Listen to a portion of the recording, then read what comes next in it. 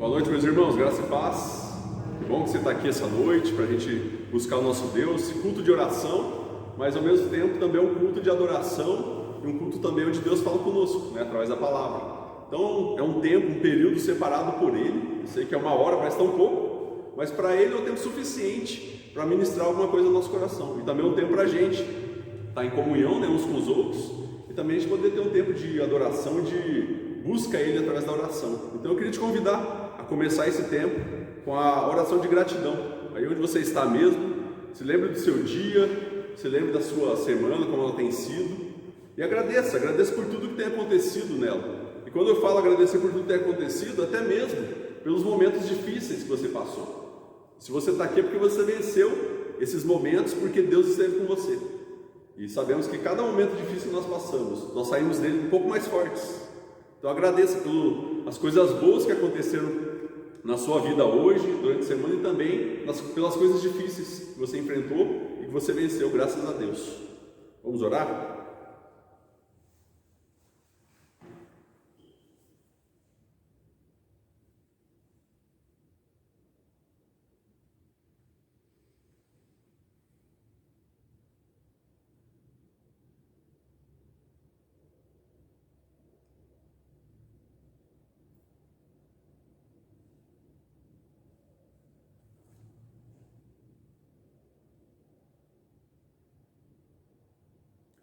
Senhor, muito obrigado pelo dia que o Senhor nos deu, pela nossa vida. Obrigado porque o Senhor tem nos sustentado, o Senhor tem nos abençoado, Pai, através das pequenas coisas do nosso dia, Pai, através do nosso alimento, da nossa vestimenta, da nossa casa, da nossa família, do nosso trabalho. Em tudo nós vemos a Tua misericórdia sendo derramada sobre a nossa vida, Pai, porque sabemos que nós não merecemos nada disso, mas mesmo assim o Senhor continua nos amando e nos abençoando dia a dia. Nós te louvamos também pelos momentos difíceis que porventura algum de nós passou aqui durante essa semana, e se estamos aqui hoje é porque nós passamos e sobrevivemos a ele, Pai. E com certeza lições valorosas o Senhor nos trouxe através desses momentos. Nós te agradecemos por isso também, porque através dos momentos difíceis o Senhor nos molda, o Senhor nos transforma para sermos pessoas e cristãos melhores, Pai. Nós te agradecemos também por esse tempo de culto preparado pelo Senhor, Pai. Essa hora que nós estamos aqui durante a semana, no meio da semana, para te louvar, para engrandecer o teu nome, para ouvir a tua voz e também para clamar e entregar a ti, Pai, os nossos pedidos, os motivos de oração, intercessão, que o Senhor possa ouvir a nossa oração nessa noite, que o Senhor possa nos responder, Pai, e também recebe o nosso louvor, a nossa adoração, que chegue a ti como aroma suave, e também fale aquilo que nós precisamos ouvir nessa noite. Em nome de Jesus nós oramos e te agradecemos por tudo que o Senhor tem feito. Amém. Amém, meus irmãos? Convido você a abrir lá em Atos, livro de Atos, capítulo 3. Nós vamos ler somente o versículo 19. Atos, capítulo 3, versículo 19. Um versículo, e ele é pequenininho. Se porventura alguém tiver sem Bíblia e quiser, tem ali no fundo, pode ir lá pegar. Vocês acompanharem. Atos capítulo 3, versículo 19.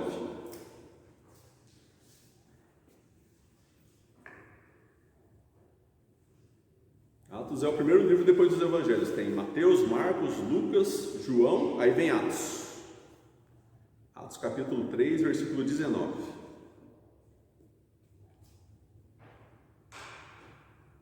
Diz assim: arrependei-vos, pois, convertei-vos para serem cancelados os vossos pecados. Vou ler de novo. Arrependei-vos, pois, e convertei-vos para serem cancelados os vossos pecados. Aqui era uma pregação de Pedro. Pedro estava pregando para alguns israelitas, o povo judeu. E, em certo momento, já no final dessa pregação, ele estava no templo, Ele trouxe aqui, na verdade, a essência do que é o Evangelho, daquilo que nós vivemos na caminhada cristã. O cristão é aquele que um dia olhou para si, viu que ele estava atolado no meio de um lamaçal de pecado. Você já viu a areia movediça? Aquela que parece em fios em desenhos, O ser humano, ele viu que ele estava tipo uma areia movediça. Enquanto ele mais se mexia, quanto mais ele tentava sair, mais ele afundava. Isso por causa do pecado. Então, esse texto ele mostra a essência, que é o quê? O cristão é aquele que se arrepende, ele vê que ele precisa de ajuda, ele vê que tudo aquilo que está acontecendo com ele é por causa dele mesmo, por causa do pecado na vida dele, e ele se converte. Ou seja, o converter aqui é transformar a vida. Ele tem a vida transformada porque ele encontrou alguém que poderia salvá-lo dessa areia movediça, desse lugar tão difícil de sair. E essa pessoa é Jesus. E hoje nós temos aqui, né, e o que o texto diz, para serem cancelados os vossos pecados.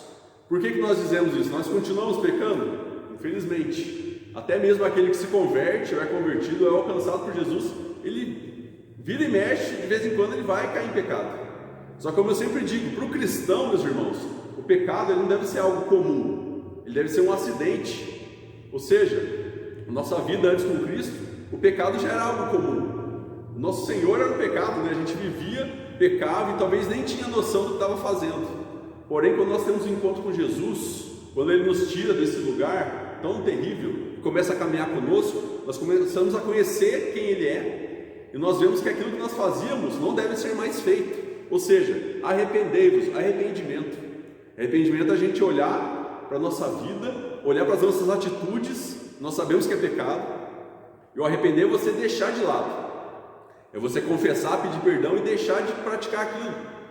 Talvez você fale, nossa, mas eu estou tentando, pastor, mas é difícil. Mas é uma luta, mas ore, peça força, porque o Espírito Santo, Ele está conosco, é o próprio Deus conosco, nos ajudando. E se arrepender é você deixar isso de lado e tentar viver uma nova vida, uma vida longe desse pecado. O pecado é como se fosse aquele cachorro feroz que sempre está ao nosso redor tentando nos morder, não é verdade? O que a gente deve fazer é fugir desse cachorro, é fugir dessas atitudes. E como você faz isso? Principalmente, fuja dos momentos que te levam a pecar aquilo que você tem cometido. Fuja daqueles momentos ou de situações que parece que proporcionam você a pecar. Fuja disso. Porque você vai ver como que você vai conseguir enfrentar o pecado dessa forma. Porque o pecado a gente não enfrenta. Sabe por quê? Porque a gente perde. Não, eu vou aguentar, eu sou firme, eu vou aguentar e vou vencer o pecado. A gente não vai, a gente vai cair em pecado. A tentação vai ser tão grande que a gente vai pecar. O que a gente deve fazer com o pecado é fugir, entregar ele nas mãos de quem? De Deus. E se arrepender, ou seja, pequei, confesso que pequei, estou aqui diante de Deus pedindo perdão e não quero mais fazer isso. Isso é arrependimento. Porque senão a gente vem, pede perdão, daqui 2 minutos sai dentro da igreja e está fazendo a mesma coisa. É um esforço nosso também. A santificação, que é o processo pelo qual todo mundo passa quando aceita Cristo, é um esforço também um pouco da nossa parte. A gente também precisa se esforçar. E aqui diz converter, ou seja, ser transformado. Quando nós encontramos Jesus, e o transformado tem um pouco a ver com essa ilustração. Quando Ele tira você desse lamaçal, você está como? Sujo. Ainda tem resquícios do pecado em você. Esse converter é quando você permite Jesus te limpar, ou seja, e te transformando aos poucos. Aí aquele que te viu um dia naquele lamaçal, ele vai te ver depois e fala, nossa, mas você está muito diferente. Sabe por quê? Porque aquela mancha, daquela lama que o pecado, a sujeira que o pecado traz na nossa vida, ela vai ter saído. Porque Jesus, o encontro com Jesus é um encontro transformador. Mas nós precisamos confessar os nossos pecados para que isso aconteça. E os nossos pecados sejam cancelados, ou seja, quem levou os nossos pecados, pagou todo o preço, foi Cristo na cruz. Ele já pagou o preço por cada um dos nossos pecados. Por isso que hoje nós podemos pedir perdão. E por isso que hoje a gente tem esperança de que a gente consegue viver uma vida longe do pecado. Não porque a gente consegue por conta própria, mas porque alguém venceu e está conosco nos ajudando a enfrentar. Eu queria te convidar, diante desse pequeno versículo, mas tão forte, tão profundo, que você possa refletir na sua vida aí, no dia de hoje, no que você tem feito nos seus últimos dias, e confesse a Deus. Tem um momento de contrição, de confissão de pecados, peça perdão a Ele por aquilo que você tem cometido, tem talvez ofendido pessoas, talvez você tenha ofendido o próprio Deus, porque o pecado ele ofende a Deus, porque Ele é santo. Queria que você confessasse, tivesse sinceridade no seu coração e falasse para Deus nesse momento o que você tem feito. Não fale, Deus, me perdoe pelos meus pecados. Não, dê nome aos pecados, aquilo que você tem cometido. Fale aquilo que você tem feito agora para Ele. E eu tenho certeza que Ele vai nos perdoar.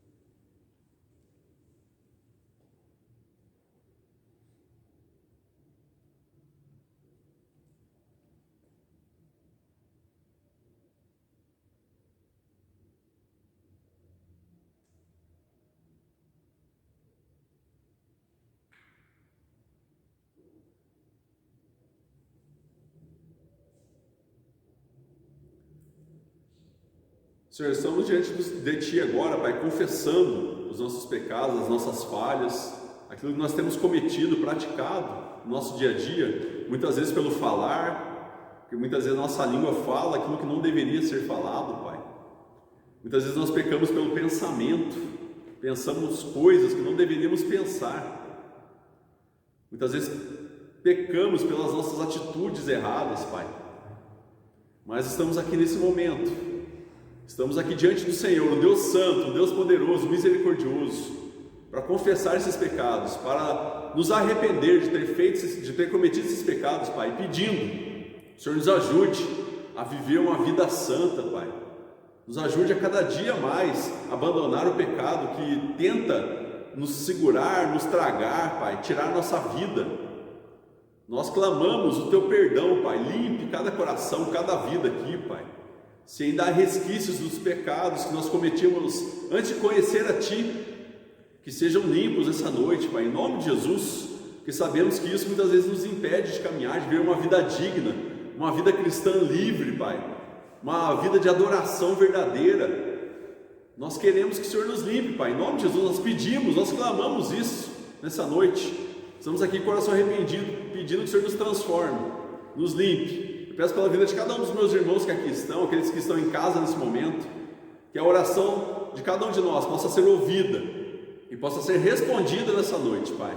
Nos ajude a sairmos daqui com a convicção de que o Senhor nos limpou, nos purificou e de que agora estamos mais fortes para fugir dos pecados que têm vindo sobre a nossa vida, Pai. Eu peço, ajude cada um dos meus irmãos com aquilo que eles têm mais dificuldade, porque sabemos que o Espírito Santo, que habita no coração de cada um, está sempre pronto a nos ajudar, a nos fortalecer e a nos mostrar o caminho correto pelo qual nós devemos caminhar, Pai. Nós Te louvamos porque nós já cremos que o Senhor é um Deus fiel e um Deus que já perdoa os nossos pecados. Obrigado por Jesus Cristo, porque Ele levou todos esses pecados, aqueles que nós já cometemos e até mesmo aqueles que nós ainda cometeremos, Pai. Ele levou tudo sobre Ele naquela cruz. Obrigado porque hoje nós temos livre acesso ao Teu coração por causa de Jesus Cristo. E hoje nós temos esperança de salvação e de vida, porque Jesus deu a vida dele no lugar da nossa. Nós Te louvamos e eu peço, continue falando aos nossos corações nessa noite e agora, Pai, nesse momento de cânticos. Receba nosso louvor através dos nossos lábios, através do nosso coração, da nossa alma nesse momento. Que cheguem até o Senhor como uma adoração, Pai. Que o Senhor aceite, em nome de Jesus. Amém. Amém, meus irmãos? Certos, confiados na fidelidade de Deus e no perdão dos pecados, eu te convido a ficar em pé nesse momento para a gente cantar 2 cânticos em louvor e adoração a Ele. Como eu sempre digo, né? Não se preocupe com a afinação da sua voz, se você sabe direitinho a letra ou não, mas eu queria que você cantasse com sinceridade de coração, com a alma, porque é esse louvor que Deus recebe. E é esse Deus que nós vamos cantar agora, essa música que diz assim: seguro estou nos braços daquele que nunca me deixou. Por vários momentos da vida nós pensamos que estamos sozinhos, né, que Deus nos abandonou, talvez pela situação difícil que estamos vivendo, alguma coisa assim, mas Ele nunca nos deixa, Ele nunca nos deixará, Ele sempre está conosco, e é nos braços dele que nós temos o porto seguro, o refúgio nos momentos difíceis da nossa vida.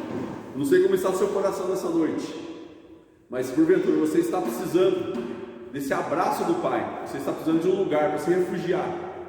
Eu queria te convidar a cantar e como uma oração essa música, e se refugie nos braços do nosso Senhor.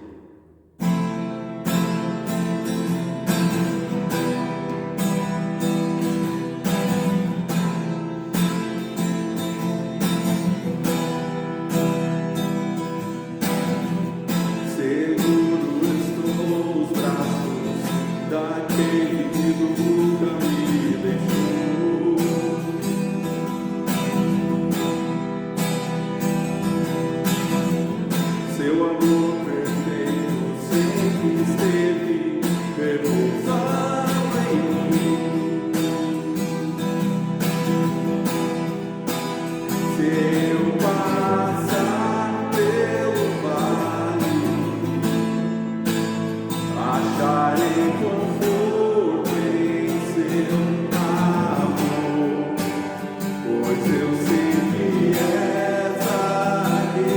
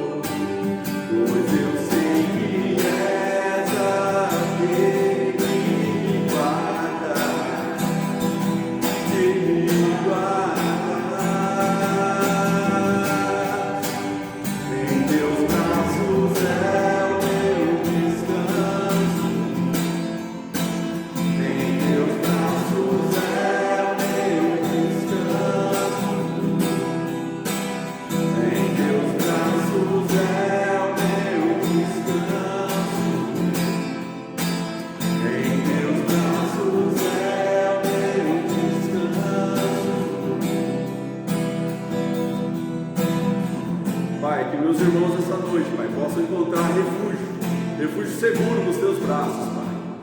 Que aquele que entrou talvez com o coração atribulado, Pai, com o coração ansioso, com o coração cheio de medo, cheio de preocupações, possa entregar tudo isso nos teus braços nesse momento, Pai.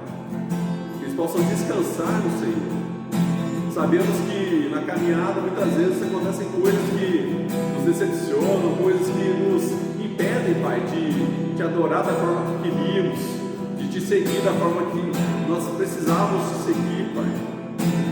Mas eu peço que tudo isso, Pai, seja entregue ao Senhor nesse momento. Que cada um de nós possa achar no Senhor um refúgio, um porto seguro, Pai.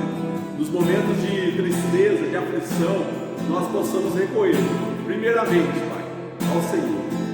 Que os meus irmãos possam sentir esse alívio, esse descanso, esse refrigério nesse momento, nessa noite aqui, Pai. Em nome de Jesus, nós te louvamos pela tua fidelidade, pelo teu grande cuidado por cada um de nós, em nome de Jesus, amém. Bom, agora nós vamos cantar uma música que diz assim: não existe nada melhor do que ser amigo de Deus, caminhar seguro na luz, desfrutar do seu amor. Não existe nada pior do que a gente caminhar num lugar escuro, porém nós sabemos que com Jesus o nosso caminho ele é iluminado pela própria luz dele, então nós caminhamos num lugar seguro e somos guiados por Ele está na caminhada conosco. Então eu queria te convidar a cantar essa música, você que sabe, e você que veio preparado porventura para dizimar, para ofertar, se você quiser pode fazer isso agora nesse momento. Oferte com o seu coração, um sentimento de adoração a Deus.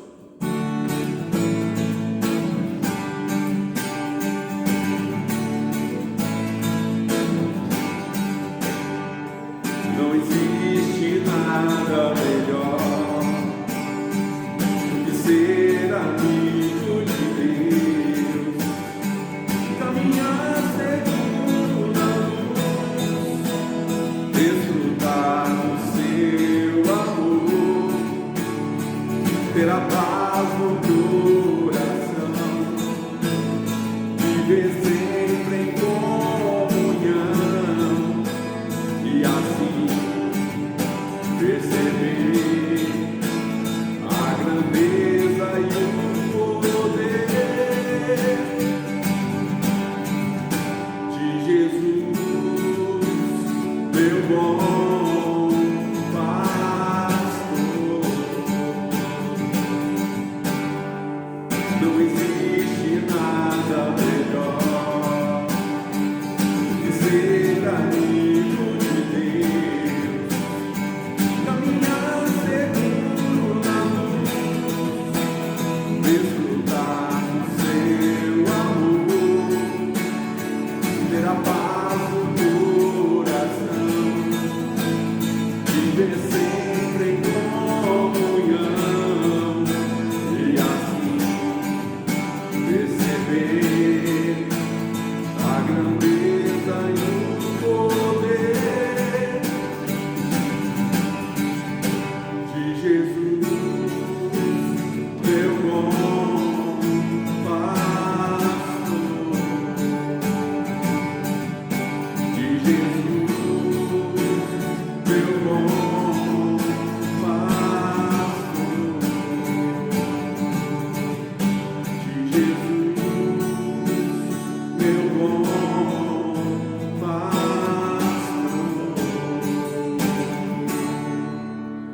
obrigado que somos guiados por Jesus Cristo. Que nessa noite, Pai, nós possamos ouvir a Tua palavra e nos sentirmos guiados e orientados por Ele, Pai. Que cada um que ouça essa palavra possa guardar no seu coração e possa perceber que Jesus está ao lado dele, Pai, durante essa caminhada. Por mais momentos difíceis, caminhos perigosos que nós passarmos, saberemos que estaremos protegidos pela luz de Jesus e pela presença dele na nossa vida. Que essa presença possa ser sentida, que a Tua voz possa ser ouvida aqui nessa noite e que a Tua palavra possa ser guardada e praticada pela vida de cada um dos irmãos que aqui estão, Pai. Em nome de Jesus nós oramos e pedimos agora, Pai, fale os corações, abra a mente, os corações, até mesmo aquele coração que porventura está duro, Pai. O Senhor quebrante esse coração, para que ele ouça e guarde, traga para ele, como lição para ele, Pai, que ele possa colocar em prática na sua vida. Em nome de Jesus. Amém. Amém, meus irmãos? Pode se assentar.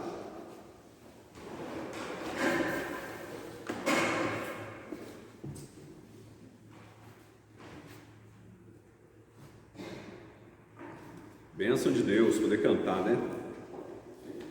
Bom, agora vamos para a palavra então. Te convido a abrir lá em Mateus, Evangelho de Mateus, capítulo 7. Mateus, capítulo 7. Vamos ler do versículo 1 ao 5.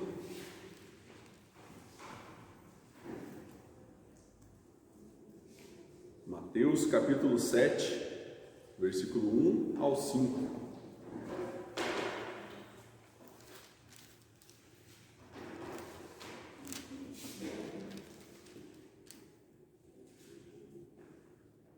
Bem? Diz assim: não julgueis para que não sejais julgados, pois com o critério com que julgardes, sereis julgados, e com a medida com que tiverdes medido, vos medirão também. Porque vês tu o argueiro no olho do teu irmão, porém não reparas na trave que está no teu próprio? Ou como dirás a teu irmão: deixa-me tirar o argueiro do teu olho, quando tens a trave no teu? Hipócrita, tira primeiro a trave do teu olho, e então verás claramente para tirar o argueiro do olho do teu irmão. Amém. Aqui são palavras de Jesus, né, no Sermão do Monte. Aqui tinham várias pessoas reunidas, os discípulos de Jesus e também uma multidão ao redor. Então Jesus proferiu essas palavras e especificamente esse texto e esses versículos são muito mal compreendidos por muitos de nós. Eu falo de nós porque até mesmo os cristãos, as pessoas usam esses versículos que aqui nós lemos para se defenderem de críticas ou de julgamento de outras pessoas. E toda vez que eu olho para esse texto, eu me lembro de uma história da Bíblia mesmo, um exemplo. Todos já ouviram falar de Davi, né? O rei Davi. Certa vez, uma vez eu contei essa história, né? Uma passagem para os jovens, uma vez na sexta-feira. Davi, né, mandou o seu exército para a guerra, né? E tinha um líder lá do exército, que era o rei, era o Urias, né? Que era o chefe do exército. Mandou eles para a guerra e ele ficou no palácio. Estava lá no terraço, só que porventura ele não deveria estar ali naquele dia, né? Ele deveria ter ido junto. Naquele dia ele não foi, ficou lá e olhando, né, de longe, né? Ele podia enxergar muitas coisas. Ele viu a sua vizinha, uma plebeia, né? Chamava Batseba, estava lá tomando banho. E como ele era o rei, ele sabia que tinha todo o poder, mandou os seus servos ir lá buscarem ela. Eles foram, trouxeram ela para o palácio e eles tiveram relações ali. Só que ela era casada com o chefe do exército de Davi. Ela era casada com Urias. Então quando o exército voltou, né, imagina só a sensação. Davi, né, tinha cometido adultério com aquela mulher, né? Aquela mulher adulterou forçadamente, talvez, com Davi, e seu esposo voltou. Então voltou, Davi agradou ele de todas as formas para ele não descobrir. Porém, quando eles voltaram para a guerra, o que Davi descobriu? Que ela estava grávida de Davi. E o que ele fez? Falou: coloque Urias lá na frente do pelotão. Por que na frente do pelotão? Porque aqueles primeiros que estão na frente são os primeiros a morrer numa batalha. Antigamente eram aquelas batalhas que a gente vê na televisão, em filmes, né? Que era de espada, de lanças. Então, consequentemente, ele foi na frente da batalha e morreu. Olha só, o rei, né? Rei Davi, né? Foi considerado, chamado segundo o coração de Deus, um amigo de Deus. Nós cantamos aqui, né? Foi considerado um amigo de Deus também. Olha o que ele cometeu. Porém, nós vemos que certa vez Deus mandou um homem para julgar, para trazer esse pecado à tona na vida de Davi, para que ele percebesse que ele tinha feito algo errado. E foi Natã. E Natã chegou lá para Davi, conversando, chegou e contou uma história. Ele já não foi acusando Davi pelo que ele tinha cometido, pelo pecado, ele contou uma história. Falou: rei, tem uma história para o senhor julgar. Falou: opa, pode falar, Falou: existia numa cidade, duas pessoas, um homem muito rico, que tinha muitos gados, muitas ovelhas, e tinha um homem muito pobre, só tinha uma cabritinha, só que era uma cabritinha que ele cuidava, porque era o único bem que ele tinha. E certa vez, aquele homem rico recebeu uma visita, e ele precisava dar alguma coisa para aquela visita comer. Só que ao invés de ele pegar daquele muito que ele tinha, do rebanho dele de gado, de ovelhas, ele foi lá, como ele era mais poderoso, ele pegou a cabritinha daquele homem pobre e deu para o seu amigo que estava visitando para comer. E ele continuou sendo rico, com muitas ovelhas e gados, e aquele homem ficou sem nada. O que o senhor acha disso? E o que Davi, ao ouvir essa história, falou? Diante de Deus, eu peço que esse homem seja morto, porque ele fez algo terrível, Eu julgo que ele fez algo terrível. Então, o que Natã fala para Davi? Fala: rei, esse homem é o Senhor. Imagina a sensação de Davi nesse momento. Sabe quando a gente é confrontado, que a gente perde até o chão, parece que a gente está flutuando assim? Eu acho que foi a sensação de Davi. Porque ele falou: meu Deus, sou eu nessa história, eu nem percebi. Mas sabe o que acontece? Porque Davi, ele preferiu julgar uma atitude de outra pessoa, ao invés de olhar para a sua própria vida e para o seu próprio coração. E por que eu falo que esse texto, ele muitas vezes ele é impactante, ele é forte, muitas vezes as pessoas até fogem dele, porque esse texto ele nos obriga, meus irmãos, esse texto que nós acabamos de ler, a fazer como Davi fez, a olhar não para as atitudes das outras pessoas, os pecados das outras pessoas, mas olhar para si próprio. Ou seja, aqui, o que precisa ser feito? Um autoexame, uma autoanálise de você mesmo. Normalmente nas pregações que nós temos tido aqui, a gente sempre fala: olha para Deus, olha para os seus irmãos, veja o que você pode fazer, as atitudes dele, ajude, mas hoje não, hoje é algo diferente. Hoje Jesus está falando: hoje não é para você olhar primeiramente para o seu irmão, é para você olhar para você. Então eu queria que você tivesse com esse coração disposto e aberto para ouvir essa mensagem como se fosse para você. Não pense naquele que não está aqui: nossa, mensagem que o pastor está falando é para aquele que não está aqui. Não, é para você que está aqui. Se você está aqui hoje é porque você precisava ouvir isso. Ninguém está aqui por acaso, tudo é plano de Deus. E nós vemos aqui que existem dois imperativos, ou seja, duas ordens de Jesus nesse texto. Uma é uma ordem negativa e uma é uma ordem positiva. Qual que é a ordem? A primeira ordem, que é o imperativo negativo, está aqui logo no primeiro versículo: não julgueis, para que não sejais julgados. Primeiramente, a gente tem que esclarecer aqui, quando Jesus diz isso, ele não está dizendo, ele não demonstra que ele é contra as pessoas julgarem aos outros. Não é isso que Jesus está dizendo. Sabe por quê? Porque na Bíblia nós vemos pessoas julgando outras, e eu vejo que isso na caminhada cristã é necessário, meus irmãos. Na verdade, não só na caminhada cristã, mas na caminhada da humanidade. O ser humano ele tem que julgar o outro. Mas por quê? Porque muitas vezes nós fazemos coisas erradas e precisamos de outra pessoa para nos alertar. Foi o que aconteceu com Davi, Ele sabia que tinha feito coisa errada, mas ele não assumia aquilo. Precisou de quê? De alguém de fora julgar o que ele fez e apontar para ele. Por quê? Para ele perceber, ele olhar para si mesmo e falar: nossa, realmente eu fiz algo errado. Ele se julgou, na verdade, Ele precisou se julgar para ele poder entender que ele tinha feito algo errado. E aqui o que Jesus está dizendo não é para a gente julgar as outras pessoas. É o que ele está dizendo, primeiramente, o que a gente entende aqui, que já dá a entender, que a gente pode julgar se o outro, é lá no último versículo, no 5. Lá no finalzinho ele fala assim: tira primeiro a trave do teu olho, e então verás claramente para tirar o argueiro do olho do teu irmão. Ou seja, se a gente mais ou menos pensar nesse versículo, vai entender: então Jesus não está dizendo para a gente não julgar ninguém, ele está dizendo que sim. Só que o que a gente entende aqui? não julgueis para não serem julgados, é para que a gente julgue primeiramente as nossas atitudes. Você julgue primeiramente você, para depois sim, quando você tirar aqui o argueiro, é como se fosse um cisquinho, como se fosse um cisquinho de madeira que está no olho do irmão, e a trave é como se fosse um pedaço de madeira muito grande. Então olha só, o que ele está dizendo, muitas vezes você está vendo aquele negocinho de nada lá na vida do seu irmão, mas na sua tem um negócio desse tamanho que precisa ser corrigido, e você está julgando ele sem olhar para a sua vida. É isso que ele está dizendo aqui. E outra coisa que às vezes a gente entende errado aqui, nesse versículo, principalmente nesse versículo 1, não julgueis para não serem julgados. Ou seja, as pessoas falam, eu não vou te julgar para você não me julgar. Não é isso que a gente ouve? Eu não te julgo porque eu não quero que você me julgue. Mas não é esse julgamento que está sendo descrito. Não julgueis para que não sejais julgados. Esses julgados é por Deus, não é pelas pessoas. Esse julgamento aqui, não julgueis, ou seja, não veja primeiro, não fixe os olhos somente no pecado do outro, sem olhar para o seu, porque um dia você vai ser julgado, não pelas pessoas, mas por Deus.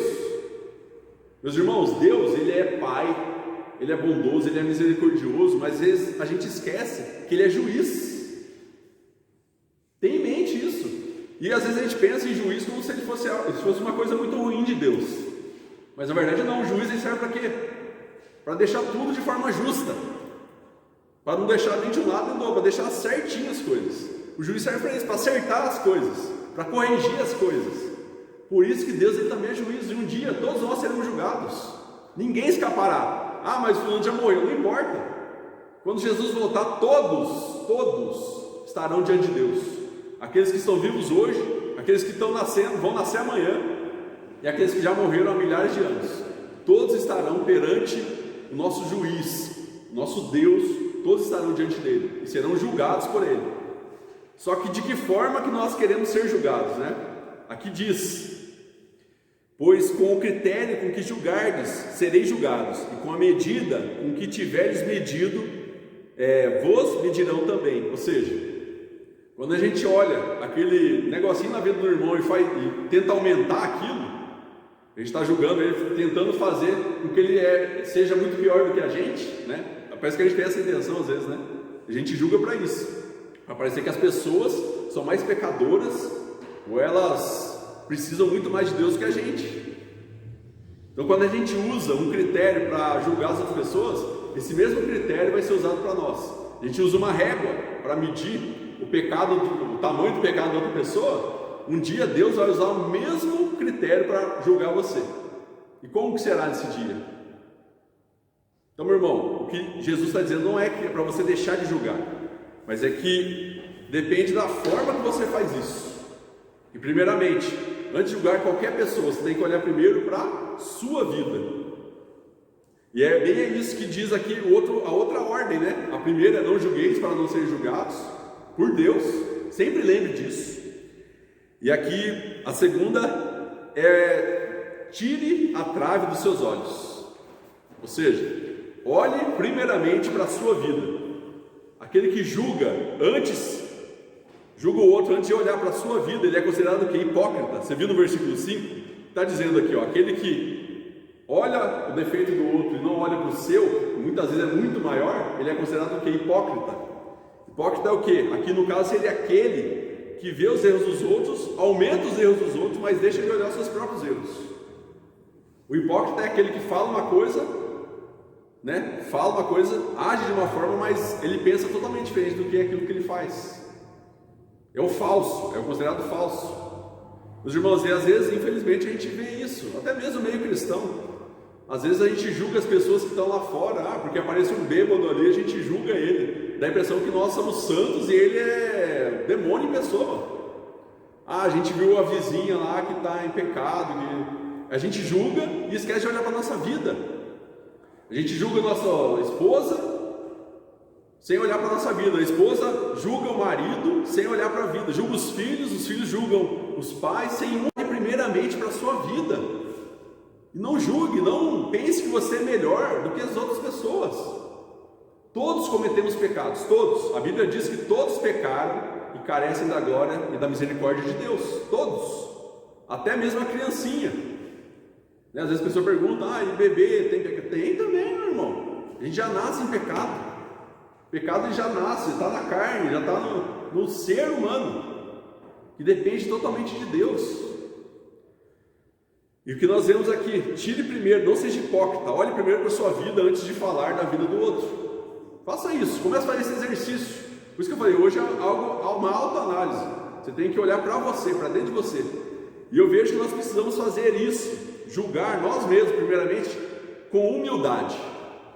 Por quê? O que julga o outro primeiro, antes de olhar para você, ele está sendo o quê? Orgulhoso. Porque ele acha que ele é melhor do que o outro. O que o humilde faz? Qual que é a atitude da pessoa humilde? Ele olha para ele e vê que ele também precisa de ajuda, que ele também é pecador, que ele também falha muitas vezes. E nós vemos que humildade, meus irmãos, é a base para o discípulo de Jesus. Se você olhar aqui no mesmo Sermão do Monte, a primeira bem-aventurança de Jesus, a primeira lição que Jesus fala para os discípulos ali, o que um discípulo precisa, ou um cristão precisa para viver no reino de Deus, é ser humilde de espírito. A humildade precisa fazer parte da nossa vida. Se a gente não tiver humildade, a gente nunca vai assumir os nossos erros. A gente sempre vai ficar apontando o dedo, sem apontar para nós primeiramente. A gente precisa ser humilde. E eu vejo que também que é preciso ter coragem. Sabe por quê? Quando a gente assume que a gente está fazendo algo errado, a gente precisa ter coragem para enfrentar aquilo que nós vamos ter que enfrentar. Porque aí sim, as pessoas que não conhecem a Cristo vão nos julgar. Porque eles vão saber aquilo que nós cometemos, os pecados que nós temos cometido, quem nós somos de verdade. Então a gente precisa ter coragem para assumir que nós somos pecadores e falhos também. Nós precisamos ter coragem para nos julgar, primeiramente. Humildade, coragem, e eu vejo que o principal de tudo, o arrependimento. Não adianta a gente fazer essa autoanálise, a gente olhar para a nossa vida, detectar aquilo que está errado e não mudar. A gente precisa do arrependimento. O arrependimento precisa estar junto. Esse julgamento não é algo assim, eu fiz, pronto, eu sei que eu estou errado e vou continuar vivendo. Não. O arrependimento é para você mudar de vida, é para você detectar aquilo que está errado na sua vida e corrigir aquilo.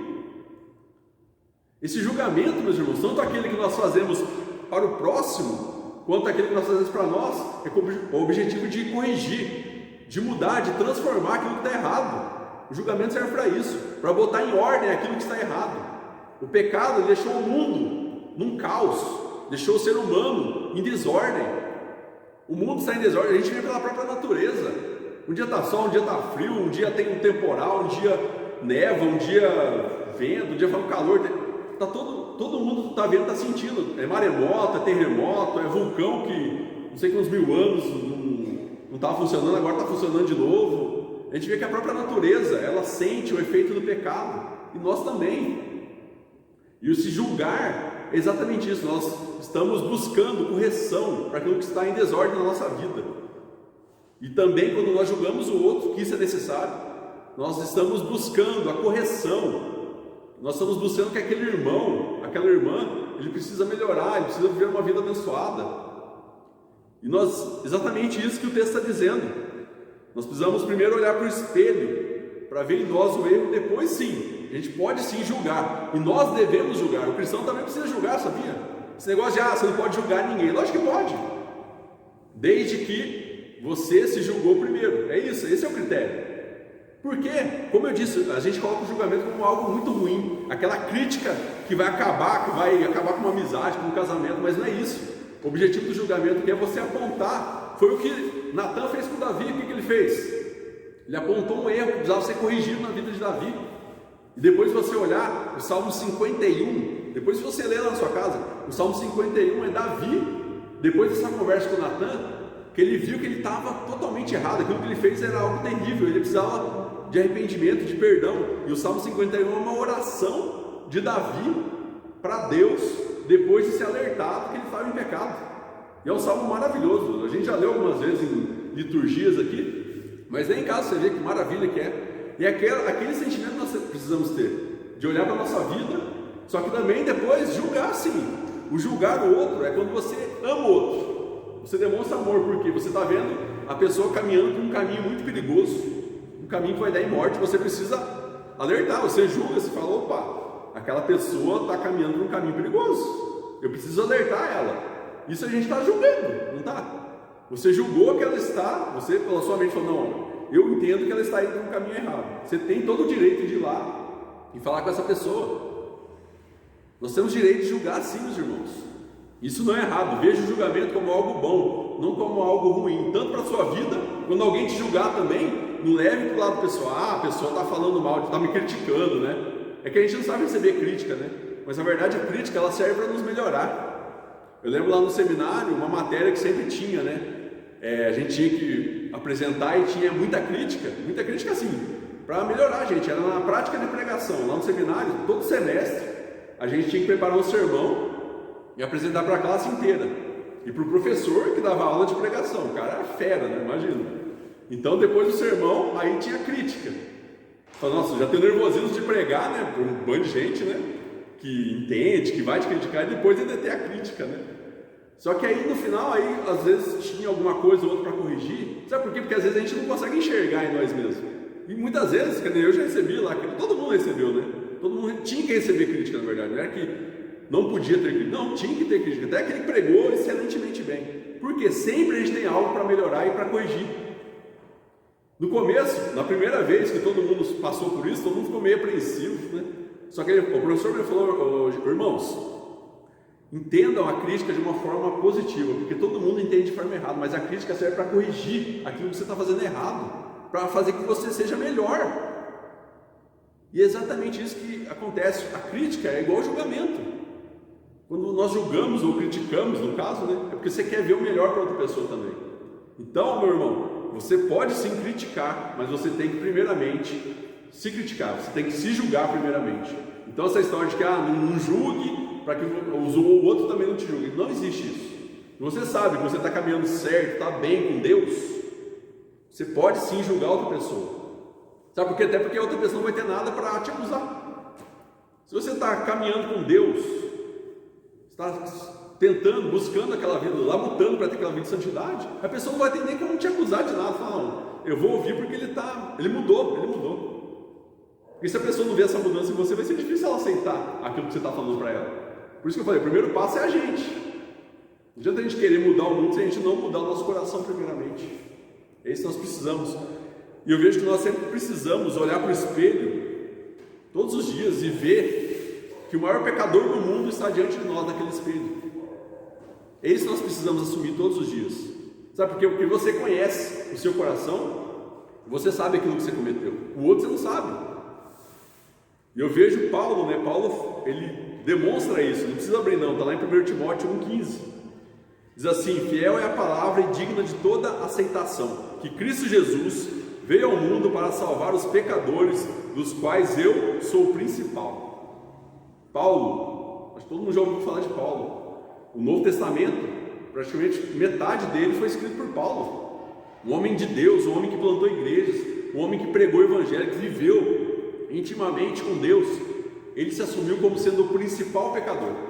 Eu estou no meio de pecadores, mas eu sou o principal. Essa é a atitude que nós devemos ter todos os dias, porque dessa forma a gente vai parar de olhar para a vida dos outros e vai começar a olhar para nós primeiramente. E é isso que nós queremos, que eu queria trazer para você essa noite.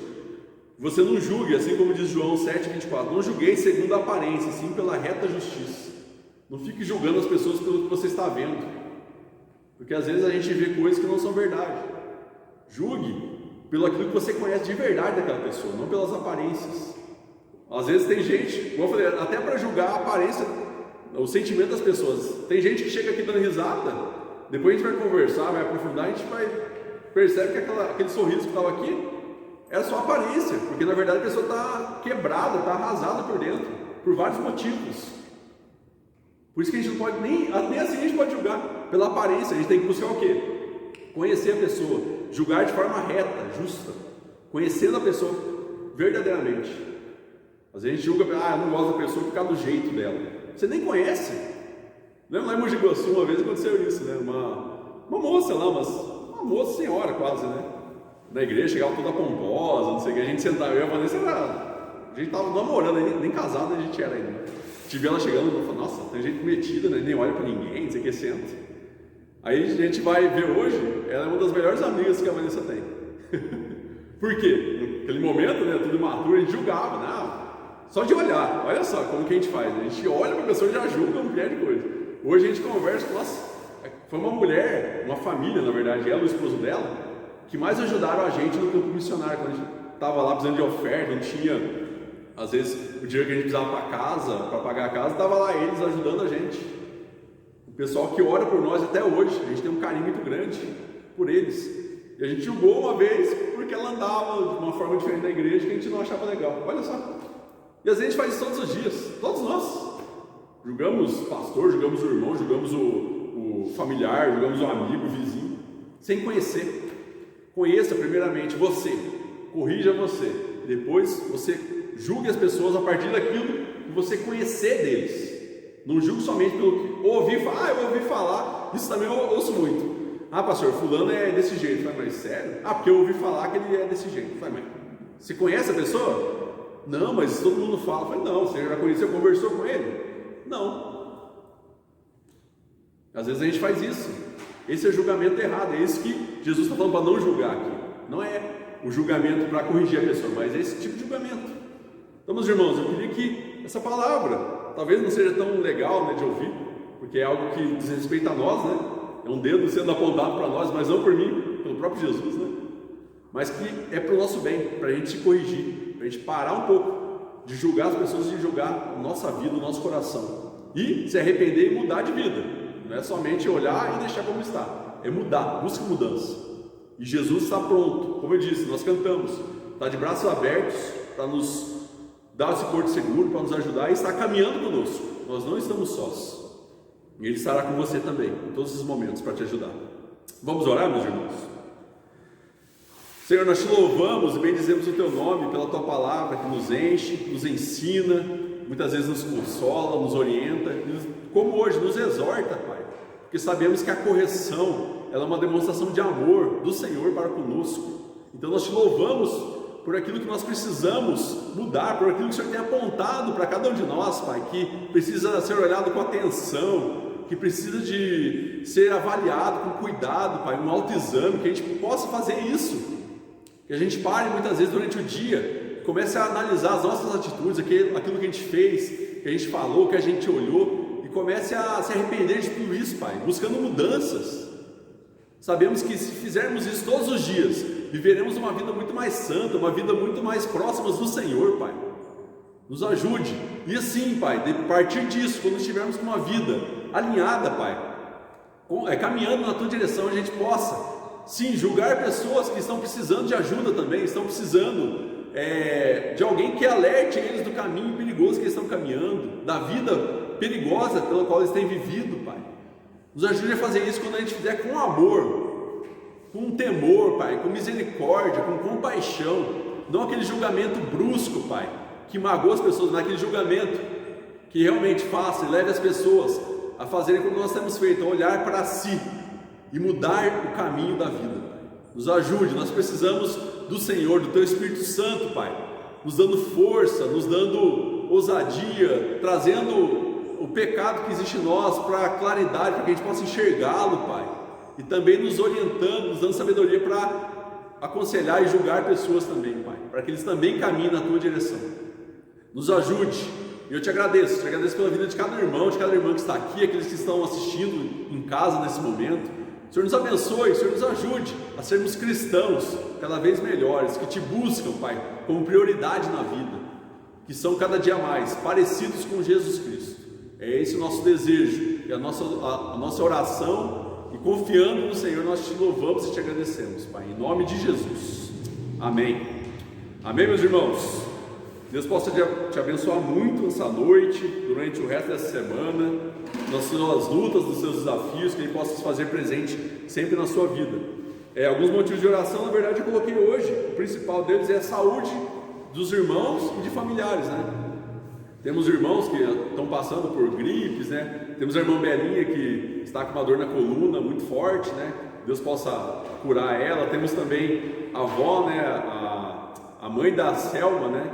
A mãe da Selma, a avó do Wellington, da Ellen, também caiu, estava passando por uns momentos difíceis. Queria que a gente continuasse orando por eles. A gente orou domingo por ela, mas continue colocando a vida dela em oração, né? foi um tombo, nós sabemos que pessoas de idade é um pouco mais complicado, né? Então ore por essas pessoas, ore por toda a igreja, pelos problemas de cada um, pela vida de cada um, para que Deus proteja cada um de nós. Amém? Vamos assim nos ajudando e caminhando todos juntos na direção de Cristo. Amém, meus irmãos? Vamos ficar de pé para receber a bênção? Você possa ir em paz. Quem tiver outro motivo de oração, pode mandar no meu zap. Alguns irmãos mandam, né? E eu gosto disso. Pode mandar.